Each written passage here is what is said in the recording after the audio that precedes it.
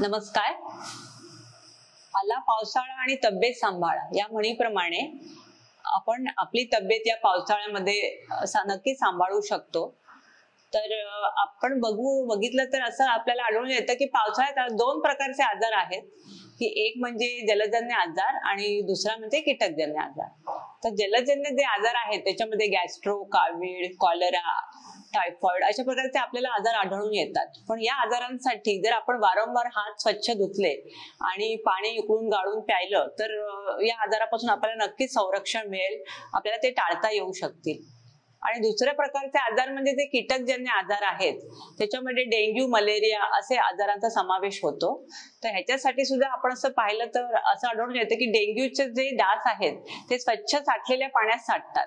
तर ते होऊ देऊ नये म्हणून आपण आपल्या घरातले जे स्वच्छ पाण्याचे साठे आहेत किंवा आजूबाजूला आपल्या घराच्या आवारात जे पाण्याचे साठे असतात तर ते आपण नष्ट केले पाहिजेत. त्यामुळे या डेंग्यूच्या ज्या आळ्या असतात त्याचा नाश होईल आणि मग ते आजार आपल्याला टाळता येऊ शकतील. पावसाळ्याच्या सीझन मध्ये आपल्याला अजून एक आजार आढळून येतो, तो म्हणजे लेप्टोस्पायरोसिस.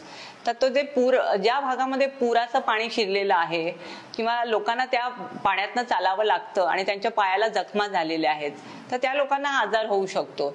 तर त्यावेळेला आपण शक्यतो असं टाळावं किंवा आपल्याकडे डॉक्सी टॅबलेट उपलब्ध आहेत, त्याचा वापर नक्की करता येईल. तर आपण डॉक्टरांच्या सल्ल्याने ते प्रतिबंधात्मक म्हणून सुद्धा आणि ट्रीटमेंट पार्ट सुद्धा असं दोन्ही म्हणून त्याचा वापर करता येईल. तर सध्या परिस्थितीमध्ये आपल्याकडे डेंग्यूचे 92 रुग्ण आहेत आणि मलेरियाचे साधारण 42 रुग्ण आपल्याला आढळून आलेले आहेत. तर ही संख्या जी आहे ती 1 जून पासून आपण घेतलेली आहे. त्यातले बहुतांशी रुग्ण हे बरे होऊन गेलेले आहेत. आणि आपण असं आता ह्याच्याबाबत जे आपल्या आरोग्य विभागाकडून जे काम केलं जातं ह्याच्यासाठी, तर त्याच्यामध्ये सगळ्यात महत्वाचं म्हणजे एक सर्वेक्षण आहे. तर घरोघरी जाऊन आपली आरोग्य पथकं सर्वेक्षण करत असतात. तसंच जनजागृतीसाठी सुद्धा हस्तपत्रके आपण वाटलेली आहेत.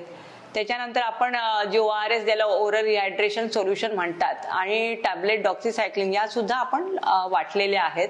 बिल्डर व गृहनिर्माण संस्थांना नोटिसा दिलेल्या आहेत की त्यांनी पाणी साठे व डास अळीनाशक कार्यवाही करणं त्यांना बंधनकारक आहे. या सगळ्या गोष्टी आपण करतो आहोत आपल्या आरोग्य विभागातर्फे. तर आम्ही असं नागरिकांना आवाहन करतो की कोणत्याही प्रकारचा ताप त्यांनी अंगावर काढू नये आणि जवळच्या आपल्या नागरी आरोग्य केंद्र किंवा आपली हॉस्पिटल्स आहेत तिथे जाऊन ह्याचे लवकरात लवकर त्याच्यासाठी त्यांनी ट्रीटमेंट घ्यावी आणि या सगळ्या गोष्टींपासून आपला स्वतःचा बचाव करावा. धन्यवाद. कल्याण डोंबिवली महानगरपालिका